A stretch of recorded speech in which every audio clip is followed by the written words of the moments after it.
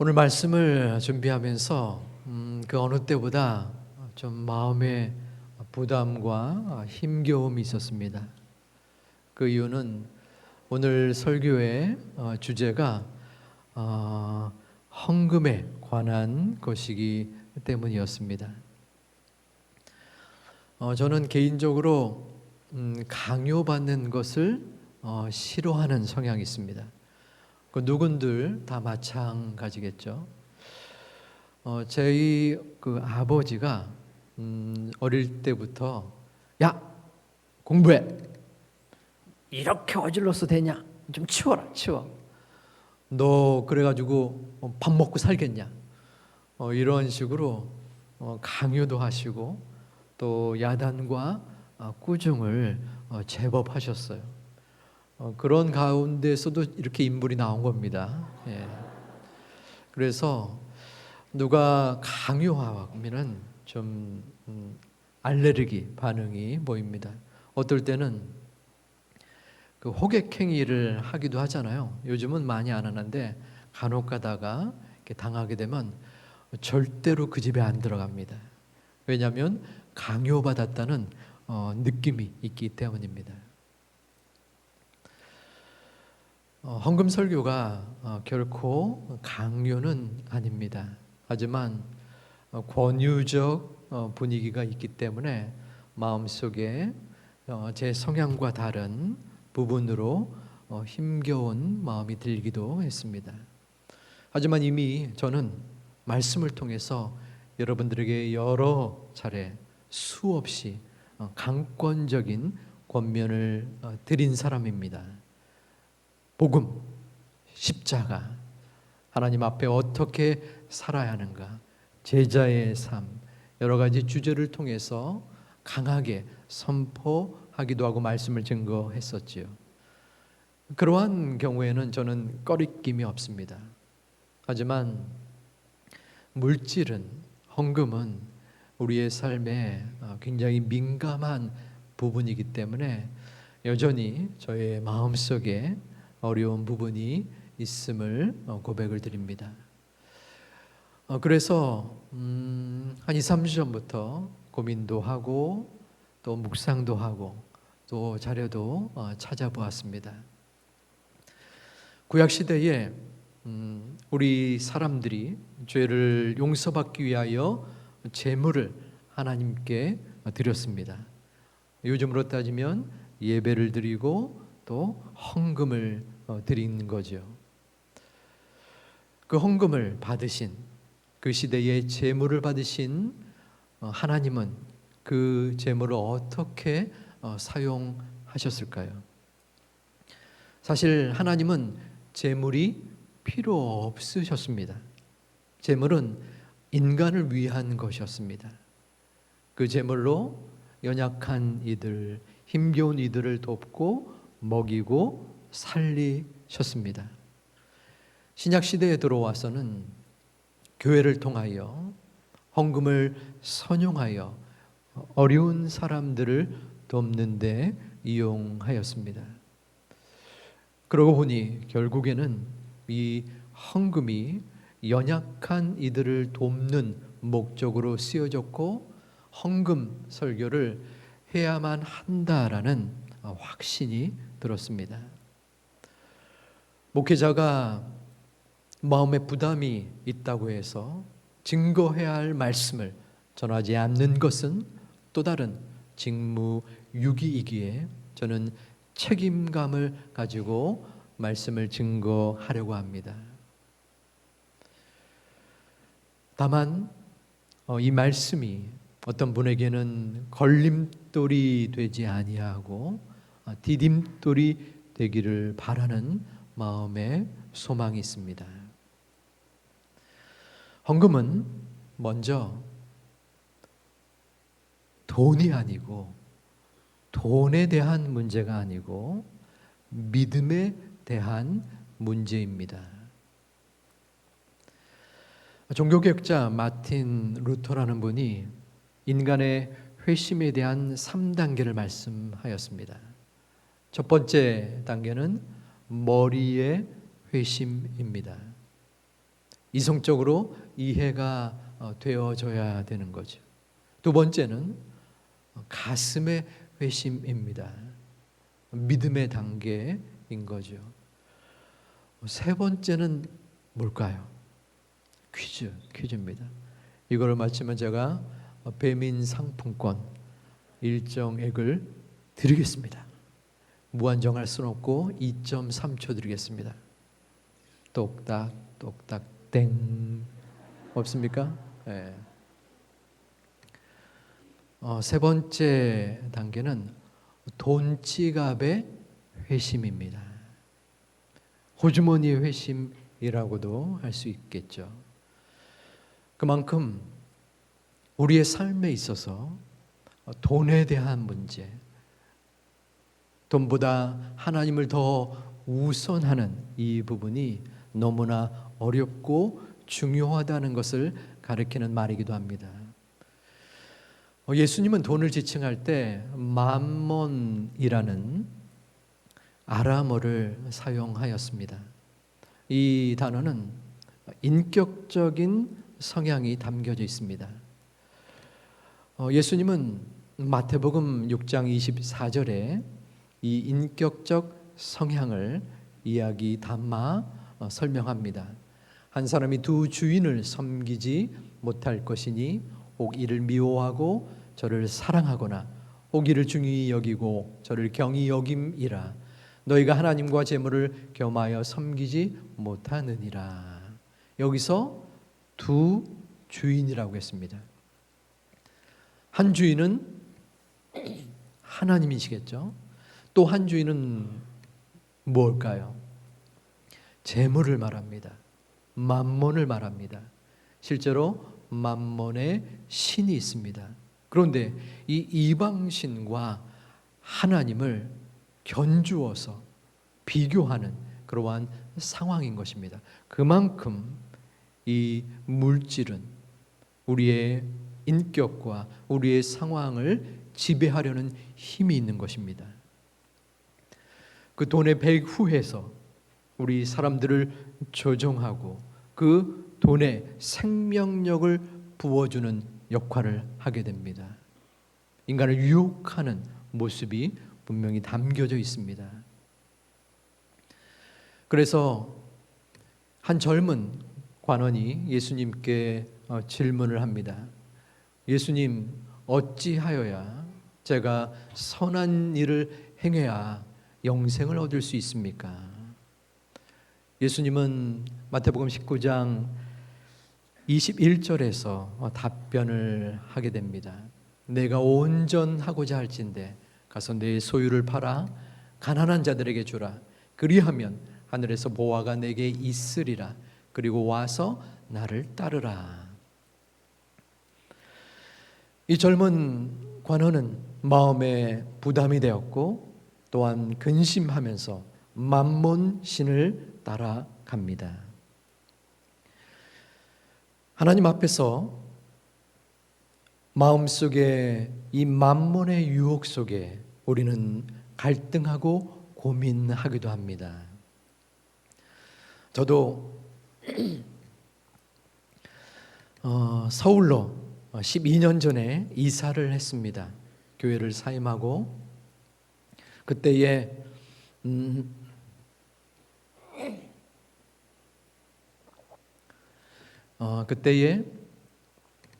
마음속에 섭섭하고 힘겨웠지만 어쩔 수 없었습니다.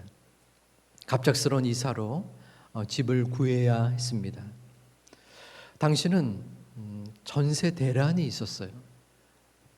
집이 나타나면은 세입자 후보들이 줄을 막 서던 그런 때였습니다.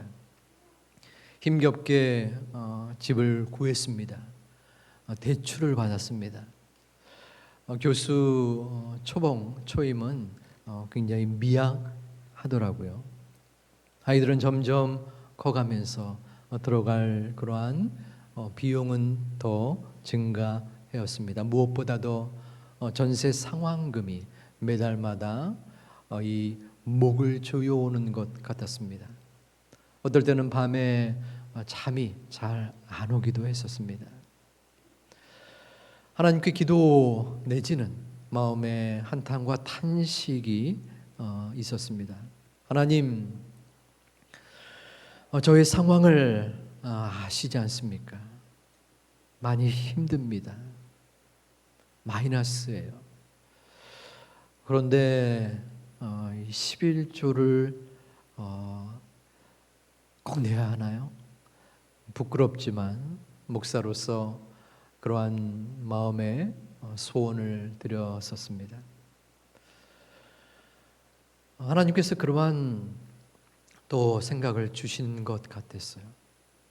야, 네가 그래도 지금까지 모든 것이 하나님께로부터 왔고 또한 그 하나님의 것을 물질로 드린다라고 했는데 네가 그랬어야 되겠느냐. 마음속에 그 생각이 들었어요. 하지만 여전히 제 마음속에 갈등과 고민이 생겨났습니다.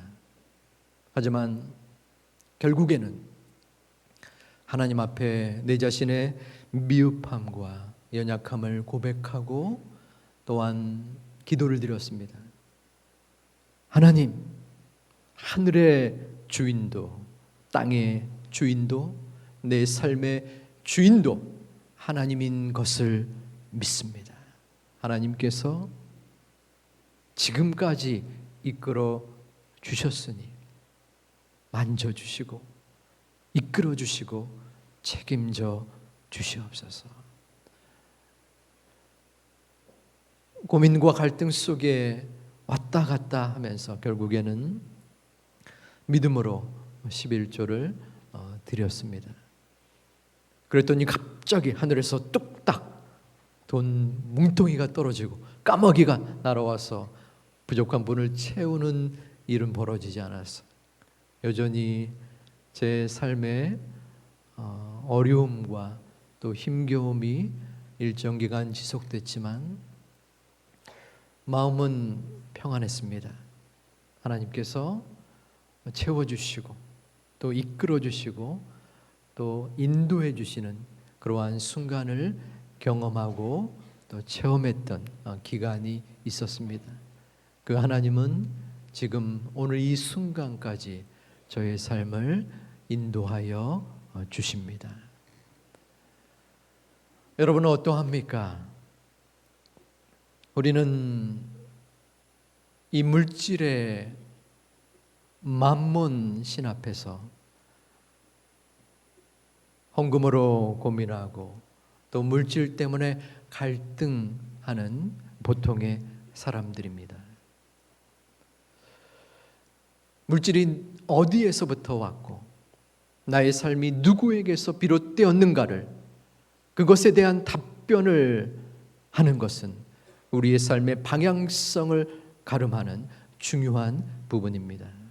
한번 여러분들에게 질문을 던져 보겠습니다. 마음으로 답하시면 좋을 것입니다.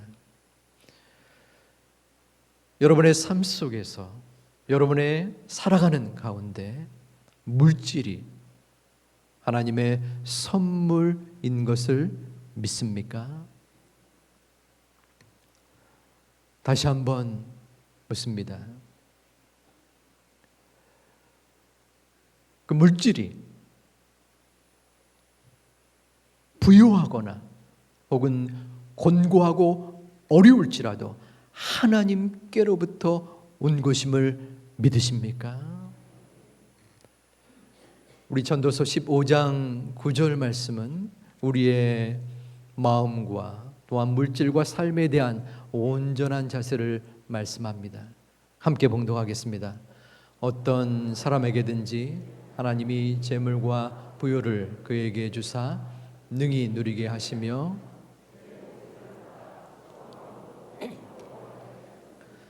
하나님의 선물이라. 아멘. 나의 물질이, 나의 삶이 내 능력과 내 모습과 내 생각대로 이루어진 것이 아니라 하나님의 선물이라는 것입니다. 나의 살아가는 인생이, 나의 지금의 모습이, 지금 아침에 눈을 떠서 나에게 주어지는 이 생명 호흡으로 오늘 하루도 살아갈 수 있는 것이 하나님의 선물인 것을 진정으로 믿으십니까? 이 물음에 믿음으로 화답하는 하나님의 자녀들 마음속에 하나님의 평강과 은혜가 충만하기를 주님의 이름으로 축원을 드립니다. 물질에 대한 갈등 속에서 바울은 헌금의 원리를 말하면서 마게도냐 교회를 모범적으로 제시합니다. 마게도냐 교회는 헌금의 풍성함을 바쳤던 교회입니다. 고린도후서 8장 2절에 환난의 많은 시련 가운데서 그들의 넘치는 기쁨과 극심한 가난이 그들의 풍성한 연보를 넘치도록 되게 하게 하셨느니라. 그런데 그 교회가 헌금을 많이 드린 것이 부자여서 혹은 20억 로또 당첨과 같은 대박 사건이어서가 아니었습니다. 그들은 환난에 고난이 있었고 그로 말미암아 극심한 가난이 있던 교회였습니다. 당시 주 41년 후로부터 10년 동안 예루살렘에게는 큰 기근이 도래했습니다. 당연히 예루살렘 교회가 힘들었고 바울은 온 세계에 흩어져 있는 교회 위에 헌금을 작정하고 내기를 원하였습니다. 마게도냐 교회 역시 그 가운데 하나였습니다. 하지만 그들은 예수를 믿는다는 이유로 심한 핍박을 받던 때였습니다. 당시 사회는 기독교인이 됨으로써 자신의 역할이 제한당하고 공동체로부터 박해를 받던 상황이었습니다. 이러한 시련으로 마게도냐 교회는 극심한 가난 속에 있었지만 그들은 하나님의 은혜를 경험하였습니다. 신앙 고백으로 풍성한 헌금을 하나님께 드렸던 모범적인 교회였습니다. 마게도냐 교회의 경우를 바라볼 때에 헌금의 풍성함은 물질의 많음에서 나오는 것이 아니라 하나님의 은혜에서 나오는 것을 바라볼 수 있습니다. 사도 바울은 이 마게도냐 교회를 모범으로 하여 고린도 교회 교인들에게 너희가 헌금 생활을 올바로 하라라는 말씀이 오늘의 본문의 말씀입니다. 우리 본문의 7절 말씀 우리 함께 봉독하겠습니다. 각각 그 마음에 정한 대로 할 것이요 인색함으로나 억지로 하지 말지니 하나님은 즐겨 내는 자를 사랑하시느니라. 아멘. 여기서 두 가지의 헌금에 주의해야 할 부분을 사도 바울은 제시하고 있습니다. 그것은 인색함이나 억지로 하지 말라는 것입니다. 여기서 인색함의 원어적인 의미는 근심의 마음으로입니다. 그리고 억지로의 원어적 의미는 마치 이빨을 뽑는 것처럼 언짢은 느낌으로라는 뜻이 담겨져 있습니다. 다시 말하면 근심으로 언짢은 마음으로 헌금을 드리지 말라는 것입니다. 근심 어린 심정으로 언짢게 헌금을 만약 드린다면 그 헌금을 받으시는 하나님의 마음은 어찌 되겠습니까? 여러분 중에서 여러분의 부모님들에게 용돈을 드렸거나 지금도 드리는 분들이 계실 것입니다. 그런데 그 용돈을 드리면서 근심의 마음으로 언짢은 심정으로 용돈을 드린다면, 그런데 그 마음을 부모님이 알게 된다면 어떻겠습니까? 차라리 그 용돈을 드리지 않는 것이 나을 것입니다.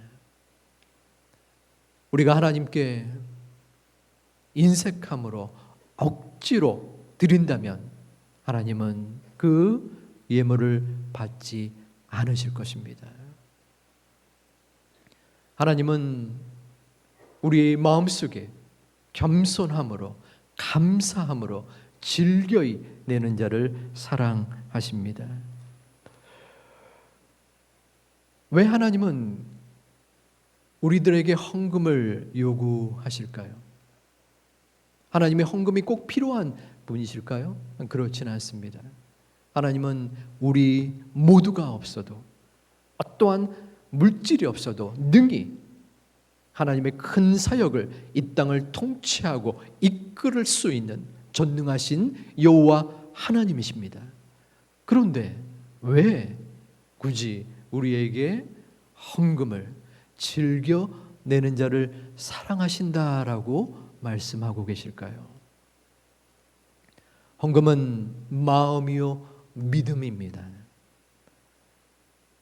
물질이 있는 곳에 마음이 있다라고 성경은 말씀하고 있습니다. 우리의 마음을 드리는 것입니다. 우리의 물질이 아니라 우리의 믿음을 드리는 것입니다. 그러기에 하나님이 진정으로 받으시는 것은 물질이 아니라 우리의 기뻐하는 마음, 우리의 사랑하는 마음, 우리의 즐거이 여기는 마음인 것입니다. 하지만 즐거이 헌금을 내는 것은 결코 쉽지 않은 듯합니다. 즐거이 낸다는 것은 어떠한 모습일까요? 여러분들 중에서 가족들끼리 식사를 가끔씩은 하실 겁니다. 그때 어떤 마음으로 식대를 지불하십니까? 당연히 먹은 것에 대한 응당한 지불이기에 아무런 생각이 없을 수 있지만 저는 지불을 할 때마다 혹은 자주 가족끼리 시간을 보내서 또 내가 돈을 낼 수 있어서 감사한 마음으로 즐겨 내곤 합니다. 여러분 주변에서도 마찬가지로 내가 싫어하는 사람, 껄끄러운 사람과 식사를 하면 돈을 누가 낼까? 내기 싫다 하는 마음이 있지만 여러분들이 좋아하는 사람, 또 의미가 있는 사람과 식사를 한다면 어떻게 해서든 내가 낼게 하면서 실랑이를 벌이는 것과 같은 이치입니다. 하나님은 우리에게 돈을 요구하는 것이 아닙니다. 물질을 많이 내라 하는 것이 아닙니다. 물질을 많이 내는 자를 사랑한다가 아니라 즐거이 즐겨 내는 자를 사랑한다는 것입니다. 그러기에 하나님은 헌금의 액수를 한 번도 말씀하지 않으셨습니다. 성경 어느 곳에도 얼마만큼 많이 드려라 하는 기록이 없습니다. 가부에 2렙돈, 요즘으로 따지면 1,000원입니다. 2렙돈보다 더 많은 바리새인의 물질과 구제 헌금보다 그 헌금이 더 귀하다라고 말씀하였습니다. 헌금은 돈이 아니라 믿음입니다. 믿음은 무엇입니까? 아버지 하나님이 우리에게, 나에게 예수 그리스도의 구속의 은혜를 주심으로 감사함으로 나의 마음과 정성과 영혼을 바치는 것입니다. 그러므로 우리에게 주시는 그 물질, 그것이 나의 것이 아니로되 하나님 앞에 온전한 마음으로 드려야 합니다. 인색함으로 또한 억지로 드리는 것은 결코 온전한 헌금의 드림의 자세가 아닙니다. 하나님이 원치 아니하십니다. 차라리 안 드리는 것이 더 낫습니다. 그러므로 왜 그런 마음으로 드려야 합니까? 나된 것은, 나의 삶이 오직 하나님께로부터 받은 은혜의 시간이기 때문입니다. 그 마음의 결심을 가지고 우리가 나아갈 때 솔로몬이 온갖 이 세상의 명예와 권세를 다 누렸지만 헛되고 헛되다라고 말씀하신 그 이야기처럼 우리는 나의 욕심과 나의 물질이 영원하지 않는 것을 바라보게 됩니다. 결코 내가 가진 이것이 영원할 수 없으며 나의 삶이 단 5분 후에 어떻게 될지 모르는 그러한 부족하고 연약하고 아무런 힘없는 존재가 바로 우리들이기 때문입니다. 그러므로 물질이 하나님께로부터 왔으며 나의 삶이 하나님의 은혜로 살아갈 수 있는 존재임을 느끼고 확신하는 가운데 전심으로, 감사함으로, 즐거움으로 하나님께 우리의 마음과 믿음을 드릴 수 있는 소중한 제2 가족들이 되시기를 주님의 이름으로 축원드립니다. 오늘 말씀의 8절은 헌금의 결과에 대하여 증거하고 있습니다. 우리 8절 말씀을 함께 봉독하겠습니다. 하나님이 능히 모든 은혜를 너희에게 넘치게 하시나니 이는 너희로 모든 일에 항상 모든 것이 넉넉하여 모든 착한 일을 넘치게 하게 하려 하심이라. 아멘. 자, 마게도냐 교회의 모범된 헌금을 칭찬하셨다라고 했습니다. 지금은 고린도 교회입니다. 하나님은 마게도냐 교회처럼 고린도 교회에게도 은혜를 주신다는 것입니다. 그것도 넘치도록 주시는 거예요. 그러므로 물질이 헌금이 모여졌는데 그 결과 왜 그러한 모습을 주시는가? 하반절에 모든 착한 일을 넘치게 하신다는 것입니다. 고린도 교회 교인들에게 너희가 나의 인도함으로 착한 일을 행하게 하기 때문에 바로 주님의 몸된 교회를 섬겨라. 너의 자원하는 물질로 인하여 헌금으로 인하여 착한 일을 행하게 할 것이다 라고 증거하고 있는 것입니다. 저는 12년 전 교회를 사임하고 학교로 가게 되었습니다. 거기서 학생들을 가르칠 때에 교회에 대한 말씀을 증거할 때 꼭 빼놓지 않는 것은 우리 인천 제2교회였습니다. 제가 사역을 했던 이유에서가 아니었습니다. 교회의 여러 요소 중 나눔과 섬김, 연약한 이들을 돕는 역할에 주관적인 평가와 더불어서 객관적인 평가로 제2교회는 모범적인 교회였기 때문입니다. 교회의 여러 신문 방송에 기사들이 많이 있었는데 2013년 5월 12일 날 이런 기사가 있습니다. 제목은 목욕탕, 병원 있는 교회 보셨나요? 그리고 소제목으로 공룡되기보다 나눔을 택한 교회. 무슨 공룡, 교회가 공룡이 되나? 그러한 생각을 가질 수 있는데 당시 2006년, 7년에는 교회를 어떻게 해야 될까라는 그런 분위기가 있었어요. 여기서 교회를 재건축할 것인가 아니면 다른 곳으로 이전할까? 한 중요한 요청이 들어왔었습니다. 연수동에 3,000평 되는 대지를 매입할 수 있는 상황이 되었었어요. 소위 대박 입지였습니다. 교회가 양쪽으로 외형적으로 성장하기에는 온갖 아파트촌 그 옆에 한적한 공간이었어요. 제가 당시 동막역 근처에 살았기 때문에 그 지역을 알고 그 공간을 알았었습니다. 여러 장로님들이 방문하고 또 목사님 또 사모님도 함께 방문을 했었어요. 그런데 원로 목사님 마음속에 대형마트가 어떠한 지역에 들어서게 되면 그 근방에 작은 가게가 도산하거나 어려움을 겪는 것처럼 제2교가 그곳에 들어서게 된다면 그 주변에 개척교회, 상가교회, 중형교회들이 어려움을 겪을 가능성이 있기 때문에 고민을 하셨어요. 결과적으로 고민 가운데에 당회와의 협력 속에 옮기지 아니하고 이곳에 재건축을 하기로 결정했습니다. 아주 놀라운 결정이었어요. 당시 지금보다 젊었던 저로서는 이해가 좀 되지 않는 부분도 있었습니다. 왜냐하면 어려운 것도 아니었고 또 깔끔한 그곳에 옮기게 되면 적어도 지금보다 몇 배는 성장할 수 있는 그러한 가능성이 있었기 때문입니다. 그래서 공룡이라는 말이 나온 겁니다.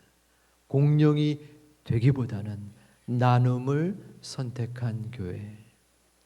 그쪽으로 옮겼으면 아마도 섬김과 나눔의 모습은 덜했을 가능성이 큽니다. 왜냐하면 연수동이라는 지역 자체가 주변에 그래도 어느 정도의 사는 분들이 거주하고 있었기 때문입니다.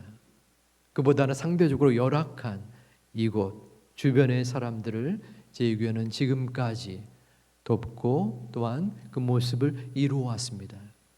그래서 목욕탕 병원 있는 교회 보셨나요? 라는 제목이 나온 것입니다. 교육관 5층에 가면은 실제로 목욕탕이 계십니다.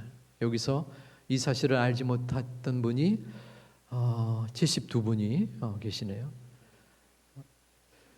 저도 보긴 했습니다. 봤는데 직접 목욕하는 것을 보지 못했어요. 왜냐하면 코로나 전에 실행이 됐었고 코로나 터진 후에는 아무래도 이 오픈이 되지 않았기 때문입니다. 그리고 중간에 사진은 그곳에 오시는 분들이 목욕탕 가기도 조금 비용적으로 부담이 되는 어르신들이었어요. 일주일에 2번 문을 여는데 제 생각에 남자 하루, 여자 하루 그러한 생각이 들어서 2부 예배 때에 김선일 전화님한테 여쭤보니까 맞다고 그러더라고요. 제가 때렸는데 맞췄습니다. 그러한 상황에서 참 저분들이 전해 들었던 말로는 교회에 대한 고마움과 그 누가 생각을 했겠습니까? 교회 안에 목욕탕을 만든 거예요. 그리고 무료로 그분들을 모시고 목욕할 수 있게 병원도 있습니다. 실제 병원은 아니지만 임시로 주일날만 열게 되는 병원입니다. 저기에 이제 병원의 치과 개설하는데 그 비용과 또한 그 내용도 실제로 수백만 원에 달하는 기구를 마련했습니다.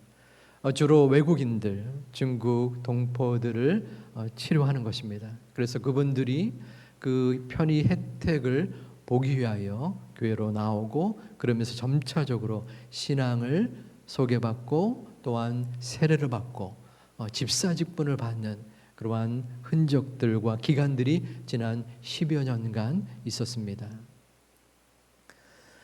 인천 제2교회는 우리가 함께 드린 믿음으로 바쳐진 마음으로 바쳐진 헌금을 통하여 선한 영향력을 착한 행실을 행하여 왔습니다. 그것은 하나님께서 우리에게 주신 은혜요 보람이요 자랑입니다.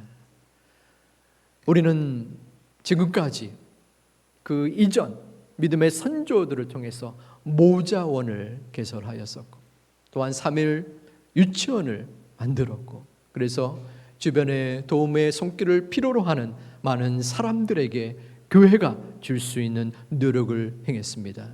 그것은 바로 우리들의 마음과 우리들의 믿음과 우리들의 헌금에 기반한 것이었습니다. 지난날 그 역사했던 그 모습을 우리는 목도하였고 앞으로 이루실 선한 행위를 기대하고 기도하고 있습니다. 저는 믿습니다. 하나님께서 우리 교회를 통하여 바로 저와 여러분을 통하여 하나님의 소중한 은혜의 모습, 저 연약하고 힘겨운 분들을 섬기고 그들을 도움으로 결국에는 복음으로 이끌 수 있는 소중한 은혜의 단비를 주실 것을 믿습니다. 그 현장에 바로 우리들이 함께 하기를 기도합니다. 주님 앞에 다시 한번 아뢰옵니다. 하나님, 우리 제2교회를 사용하여 주시옵소서.